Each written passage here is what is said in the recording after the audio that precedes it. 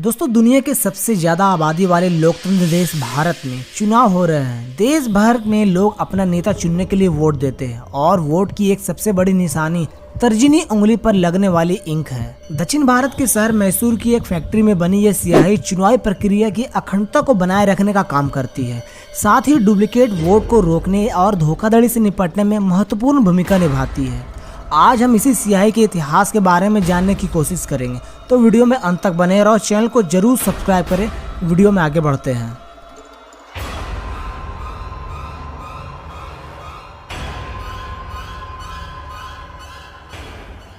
दोस्तों, 19 जुलाई 1951 के एक लेख में कहा गया कि राष्ट्रपति राजेंद्र प्रसाद जी ने मुख्य चुनावी कानून जन प्रतिनिधित्व विधेयक को मंजूरी दे दी है। हमारे देश में साल 1951 से 52 में पहली बार चुनाव हुए थे। उस चुनाव में कई लोगों ने किसी अन्य व्यक्ति के स्थान पर वोट डाल दिया, तो कईयों ने एक से अधिक बार मतदान डालने का प्रयोग किया। चुनाव आयोग के पास जब इस तरह की शिकायतें आई तो उन्होंने इसका समाधान निकालने के विकल्पों पर विचार किया। चुनाव आयोग ने सोचा कि मतदाता की उंगली पर एक निशान बनाया जाए, जिससे यह पता लग सके कि वो वोट डाल चुका है। इसमें मुश्किल यह थी कि स्याही का निशान बनाया जाए वो अमिट होना चाहिए। फिर चुनाव आयोग ने इसके लिए national physical laboratory of India से संपर्क किया। इसके बाद NPVL ने ऐसी अमिट स्याही तैयार की जिसे ना तो पानी और न ही किसी केमिकल से हटाया जा सकता था।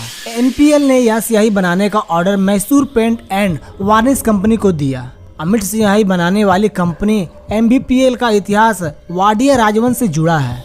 इस राजवंश के पास खुद की सोने की खान थी। यह राजवंश दुनिया के सबसे अमीर राजघरानों में से एक गिना जाता था। कर्नाटक के मैसूर में वाडिया राजवंश का राज था। महाराजा राजकृष्ण वाडियर आज़ादी से पहले यहाँ के शासक थे। वाडियर ने साल 1937 में पेंट और वार्निश की एक फैक्ट्री खोली, जिसका नाम मैसूर लैक एंड पेंट्स रखा था। देश के आज़ाद होने पर यह फैक्ट्री कर्नाटक सरकार के पास चली गई। इसके बाद साल 1989 में इस फैक्ट्री का नाम Mysore paint and varnish limited रख दिया गया। इस फैक्ट्री को NPL ने अमिट स्याही बनाने का ऑर्डर दिया था। यह फैक्ट्री आज तक अमिट स्याही बना रही है।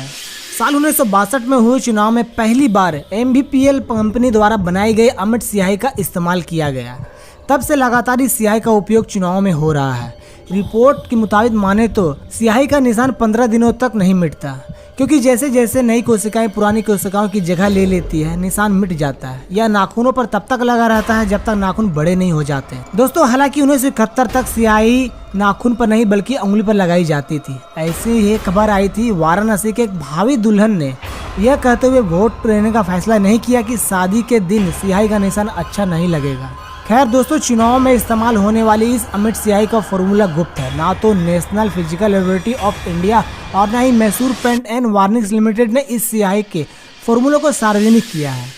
एक बार ऐसी अफवाह उड़ी थी कि इस स्याही को बनाने में सूअर की चर्बी का प्रयोग किया जाता है, लेकिन इन अफवाहों को खारिज कर दिया गया। कुछ जानकारों के मुताबिक यह स्याही में सिल्वर नाइट्रेट का प्रयोग होता है। इससे अमिट स्याही फोटो सेंसिटिव हो जाती है, जिसके चलते यह स्याही कुछ ही देर में सूख जाती है। दोस्तों, यह 10 मिलीलीटर की स्याही की बोतल लगभग 700 लोगों की उंगलियों के निशान लगाने के लिए पर्याप्त है। पहले इसे भूरे रंग की कांच की बोतल में स्टोर किया जाता था, लेकिन अभी के टाइम पे इसे एम्बर रंग के प्लास्टिक के कंटेनरों में स्टोर किया जाता है। लेकिन अभी की बात करें तो 2024 के आम चुनाव के लिए कर्नाटक सरकार के तहत आने वाली company Mysore paint and varnish limited ने 10 ml की 26.5 लाख फाइल तैयार की है। हर फाइल की कीमत 174 रुपये है। अगर स्याही लगाने की प्रक्रिया की बात करें तो सबसे पहले वोटर मतदान केंद्र पर अपनी पहचान की जांच करता है। इसके बाद EVM पर बटन दबाकर अपना वोट डालने से पहले उसकी उंगली पर स्याही लगाई जाती है। यह प्रक्रिया सालों से अपनाई जा रही है, भले ही EVM ने बैलेट पेपर की जगह ले ली हो।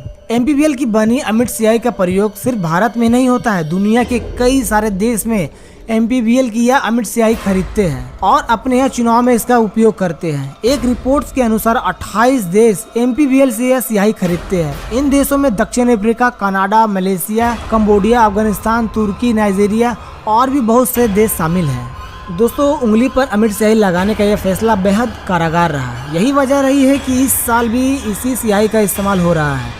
अभी तक इसके विकल्प के बारे में सोचा तक नहीं गया है, और ये बताता है कि उंगली पर स्याही लगाने का विचार और फैसला किस कदर काम आया। तो दोस्तों आज के लिए बस इतना ही। वीडियो कैसा लगा, अगर वीडियो अच्छा लगा हो तो वीडियो को लाइक करें, अपने दोस्तों अपने परिवारों को शेयर करें ताकि मैं आप लोगों के लिए ऐसे वीडियो ला सकूं। और ऐसे इन्फॉर्मेटिव वीडियो के लिए चैनल को जरूर सब्सक्राइब करें। मिलते हैं अगले वीडियो में, तब तक के लिए जय हिंद, वंदे मातरम।